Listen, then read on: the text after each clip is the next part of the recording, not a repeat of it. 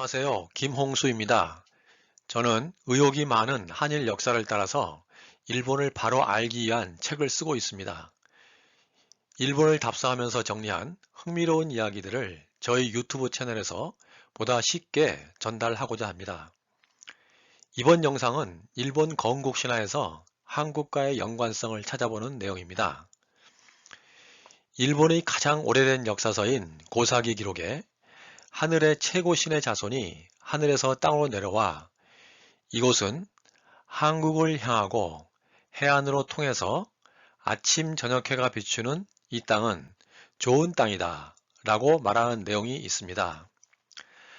한자로 기록된 고사기를 보면 한국, 한국을 향한다는 한자와 맨 뒤에 길지, 좋은 땅이다 라는 한자를 볼 수 있습니다.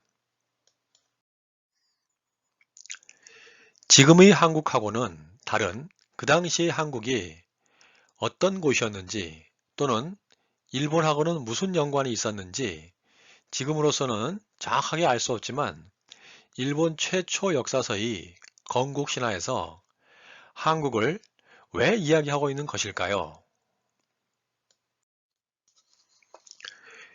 고대 역사에 대해서는 한국의 삼국유사와 삼국사의가 있듯이 일본에는 고사기와 일본서의가 있습니다. 고사기와 일본서기에 있는 일본 건국신화를 알기 전에 먼저 삼국유사에 있는 단군신화를 알아봅니다. 우리 건국신화인 단군신화와 일본 건국신화는 유사한 점이 많은 것을 알 수 있습니다.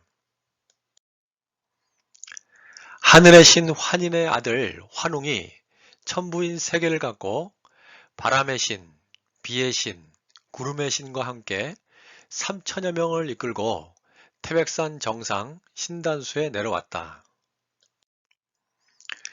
동굴에서 100일 동안 쑥과 마늘을 먹으면서 머물지 못한 호랑이는 인간이 되지 못하였으나 곰은 잘 지켜 인간이 되었다. 그리고 환웅과 결혼하여 당군을 낳았다. 당군이 아사달의 도읍을 정하고 조선이라 불렀다. 이것이 당군 신화의 내용입니다. 일본 건국 신화도 하늘나라에서 하늘의 자손인 니니기가 거울, 고곡, 검을 받아 겹겹이 쌓인 구름을 헤치고 큐슈 축구시, 히무카이 다카치오, 구시후루 닷게에 내려옵니다. 그리고 이곳에서 한국을 향하고 있다고 언급합니다. 고사기에는 다카치오의 구시후루 닷게라고 기록되어 있고 또 하나의 역사서인 일본 서기에는 히무카이 소의 다카치오 봉이라고 기록되어 있습니다. 단군 신화나 일본 건국 신화 모두 하늘의 자손이 땅에 내려와 다스린다는 공통점이 있습니다. 니니기가 하늘에서 땅으로 내려와 처음으로 한국을 언급하는 것에서 가야 건국 신화와 일본 건국 신화에 많은 연관성을 생각하게 됩니다. 한국이라는 한자를 일본어로 읽을 때 현재는 칸코쿠라 읽는데 이곳에서는 가락군이라 읽습니다. 가라국을 의미합니다.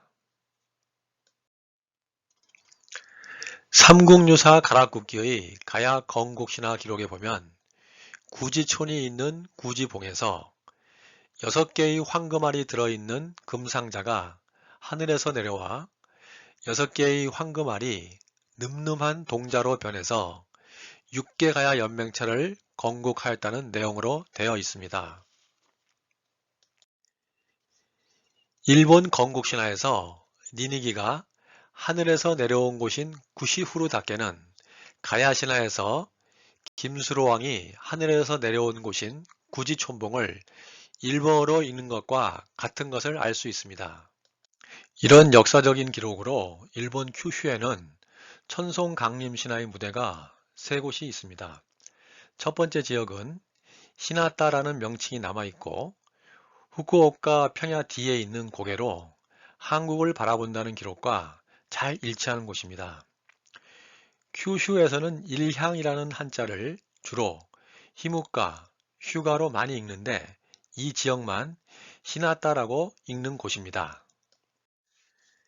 두 번째 지역은 다카치오봉이 있고 산 정상에 하늘에서 내려온 니니기가 꽂아놓은 창이 있으며 그 앞에 가라쿠니 다케라고 부르는 항구각 산이 있습니다. 세 번째 지역은 가야 건국 신화에 나오는 구지봉을 일본식으로 구지후루 다케로 읽는 산이 있는 곳입니다. 배경에 있는 일본 큐슈 지도에 표시된 첫 번째, 두 번째, 세 번째 지역의 위치를 알 수 있습니다. 일본에서는 주로 두 번째, 세 번째 지역이 역사서에 기록된 지역으로 간주하고 있으며 첫 번째 지역은 다소 관심이 떨어지는 지역입니다. 그러나 첫 번째 지역에서 한반도 방향을 바라보면 현해탄이 보이고 그 뒤로 대마도, 김해까지 이어지는 곳이라 관심이 많이 가는 곳입니다. 그리고 일본 역사는 큐슈에서 3대를 거친 이후에 동쪽으로 정벌을 시작하여 지금의 오사카 인근의 나라 지역인 야마토로 진출하여 외나라를 세우고 초대 진무천왕이 통치하는 내용으로 진행이 됩니다. 앞에서 설명한 내용들은 한반도 삼국통일 이후에 편찬된 고사기, 일본서기 편찬자들의 한반도에서 넘어간 많은 지식인들이 포함되어 한반도의 역사를 생각하면서 가야 신화에 근간을 두고 일본 천손 강림 신화로 기록한 것으로 생각할 수가 있습니다. 놀랍고 흥미로운 이야기를 계속 올리겠습니다. 많은 도움이 되셨으면 좋아요와 구독 부탁드립니다.